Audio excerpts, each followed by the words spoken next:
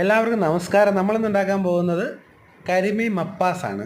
അതിനായി നമ്മൾ തേങ്ങയുടെ 1-ാം പാലും 2-ാം പാലും റെഡിയാക്കി വെച്ചിട്ടുണ്ട്.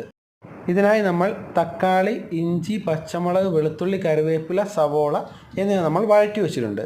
ഇതിലേക്ക് ആവശ്യത്തിന് മല്ലിപ്പൊടി, മഞ്ഞൾപ്പൊടി, ഗരം മസാല എന്നിവ ചേർത്ത് കൊടുക്കുക.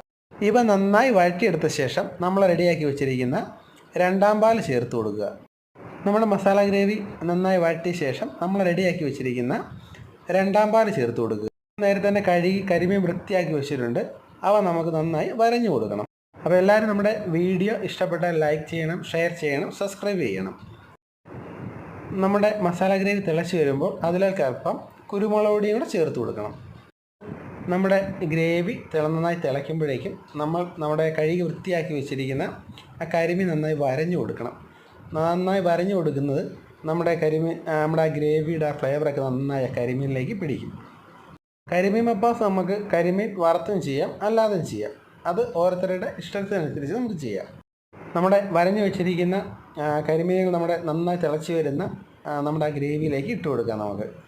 നമുക്ക് ഉപ്പൂടെ ചേർത്ത് കൊടുക്കണം. അത് ഇതിനകത്ത് നമുക്ക് കിട്ടിയിട്ടില്ല. നമുക്ക് ഓരോരുത്തരുടെ ഇഷ്ടത്തിനനുസരിച്ച് പാകത്തിന് ഉപ്പും ചേർത്ത് കൊടുക്കാം. നമ്മുടെ തിളച്ച് വന്ന ആ ഗ്രേവിയിലേക്ക് നമുക്ക് ആ കരിമീനുകളെല്ലാം ഇട്ട് കൊടുക്കാം.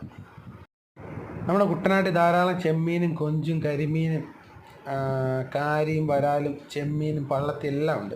അപ്പോൾ അതിൻ്റെയൊക്കെ വീഡിയോ പതുക്കെ ഞങ്ങൾ അപ്ലോഡ് ചെയ്യുക. ഞാൻ മുൻപ് പറഞ്ഞവർക്ക് എല്ലാവർക്കും ഇഷ്ടപ്പെട്ട ലൈക്കും ഷെയർ സബ്സ്ക്രൈബ് ചെയ്യാൻ മറക്കല്ലേ. അപ്പം നമ്മുടെ കരിമീനെല്ലാം അതിലേക്ക് നമ്മൾ ഗ്രേവിയിലേക്ക് ഇട്ടിട്ടുണ്ട്. ആ ഗ്രേവിയൊക്കെ എല്ലാ കരിമീനത്തെയും ആകത്തക്ക രീതിയിൽ നമ്മൾ ആ ഗ്രേവിയൊക്കെ ഒന്ന് പ്രസ് ചെയ്ത് കൊടുത്ത് ആ ഗ്രേവിയൊക്കെ എൻ്റെ പുറത്തേക്ക് ഒഴിച്ചു കൊടുത്ത് നന്നായി ഒന്ന് വേവിച്ചെടുക്കണം. നമ്മൾ നേരത്തെ 1-ാം പാല് നമ്മൾ റെഡിയാക്കി വെച്ചിട്ടുണ്ട്. അല്പം കഴിഞ്ഞ് അതും നമുക്ക് ചേർത്ത് കൊടുക്കാം. അതുപോലെ തന്നെ ഓരോരുത്തർക്ക് പുളി ഓരോരുത്തരുടെ ഇഷ്ടാനുസരണം നമുക്ക് ചേർത്ത് കൊടുക്കാം. അതായത് പുളി കൂടുതലോ കുറവോ നമുക്ക് എന്തുമാത്രം വേണോ അതനുസരിച്ച് നമുക്ക് പുളിയും ചേർത്ത് കൊടുക്കുക. നമ്മുടെ 1-ാം പാൽ അവിടെ ഇരിപ്പുണ്ട്. നമുക്ക് ഒന്നുകൂടെ തിളച്ച് കഴിയുമ്പോൾ ആ 1-ാം പാലൂടെ നമ്മുടെ കരിമീൻ മപ്പാസിലേക്ക് ചേർത്ത് കൊടുക്കുക. അങ്ങനെ നമ്മുടെ 1-ാം പാലും ചേർത്ത് കൊടുത്തിട്ടുണ്ട്. അതൊന്നുകൂടെ നന്നായിട്ട് തിളയ്ക്കണം. തിളച്ച് വരുമ്പോൾ 2 തണ്ട് കറിവേപ്പിലയും കൂടെ നമുക്ക് ചേർത്ത് കൊടുക്കാം.